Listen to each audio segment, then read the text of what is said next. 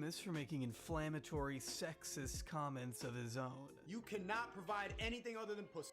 That's all you got. You got a mouth, you got pussy, but that's it. Now, while you have fun with your playground insults, I'm gonna tear you apart, because I think you're a stupid hypocrite who is absolutely terrible at making logical arguments. Ross has been having a rough few months that have led to his career spiraling uncontrollably. Though when you remember that this is the guy who laughed at his audience while he admitted to scamming them, among countless other things, it's hard to feel bad. Mass market appeal to a specifically younger audience.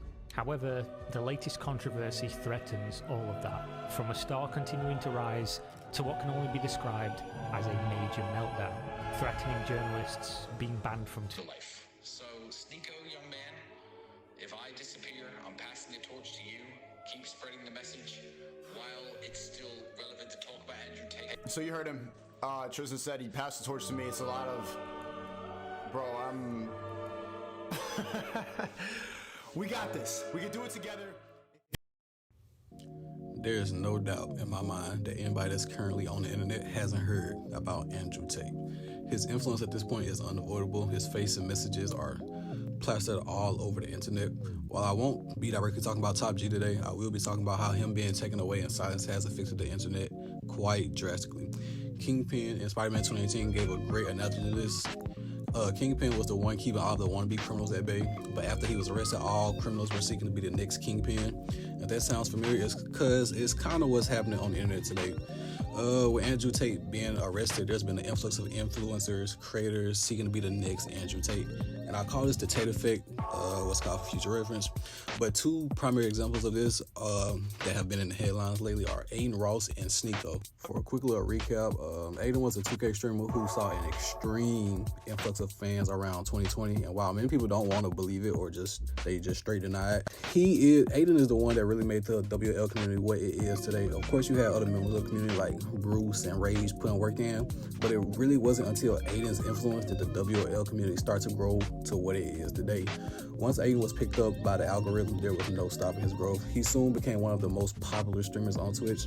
Another one of the things that made Adin as popular as he was the sus moments he would have on his streams, ranging from saying sexual things to his male friends to showing them his parts.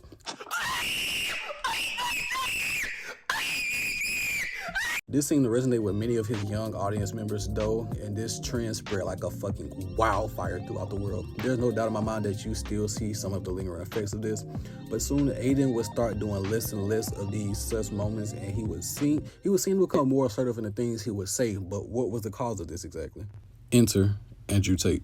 Like I said, I don't really want to make Tate the prime focus of this video, but I feel that explaining why he appealed to so many people is best for understanding the rest of the video. Tate was able to captivate so many young men with just his message alone. It appealed to the average male fantasy, cars, clothes, money, fame, women, and more. This earned Tate the cult-like following that he has today. One of the many young men resonating with Tate's message was none other than Adin himself. Adin would use as many of his connections as possible to try and get in touch with the man himself, and then he did. Adin would start to have Tate on his streams where he could talk to and spread his ideals to Adin and his very young and impressionable audience, and they even met with each other on different occasions. This is what some consider to be the downward spiral of Adin, as now he had gotten a taste of the intoxicating lifestyle of Andrew Tate. Around this time, many would say they noticed a slight change in Adin. I want to know what they could possibly be talking about. But soon, Adin would start to imitate the Top G himself as much as he could, from his looks to the way he talks and even some of the points that he makes. He was no longer once the Adin that everyone had knew, now trying to be the best version of himself, or maybe trying to be the most Tate version of himself, who even knows at this point. Another person suffering from the Tate effect is an even more controversial figure than Adin at the moment, and that is Sneako. If you've been on the cesspit that is Twitter, then there's no doubt that you haven't heard of who he is. Sneako made his rise to fame on YouTube by being able to share his messages and life experiences in a relatable way. Soon he'll become a household name when he started making content based on street interviews, his most popular being the 1 Minute Podcast. A still relatively new and niche genre at the time, although that trend has now been saturated and ran into the fucking ground. But with this ever-growing popularity, so did his ego and ideals. His content started getting more sexist and racist, ranging from calling Indians the stinkiest race to saying he'll assault a female officer because he knows he could physically overpower her if she tried to arrest him. Like, come on, bro. Well, the other controversies he has gotten to as of late that most people recognize him for is beefing with some well-known content creators. He even went as far as making a collage of these creators dubbed the Soy Wall. But the whole point of mentioning these controversies was to lead up into my next point, and what many people say he started these arguments for was to piggyback off of their massive fame and following, eventually starting to piggyback off of Andrew Tate as well, making content talk about topics similar to him. But after Tate was locked up, in order to stay relevant, he would have to find another medium, and that being get into controversies like the ones I mentioned earlier.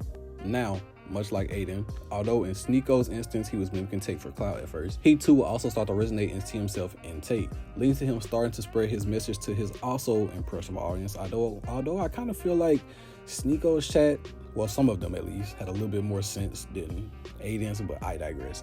This soon will lead to the infamous clip of Tristan Tate calling Sneako while he was streaming, essentially passing on the quote-unquote torch to him, since he knew eventually that, like his brother, he too would be wiped from the internet and silenced. It was at this point that people said Sneako became unhinged and deranged, and I can see why. Now, you may be wondering, okay, but what's the point of you talking about this? Well, the whole reason being, Andrew Tate has had an irreversible effect on the internet. Though gone for the meantime, his influence and message is as big today as it ever has been, and this influence only continues to grow with each passing day. Though still in the public eye and successful, Adin and Sneako are two examples of what can happen when you let the wrong people influence you in your lifestyle.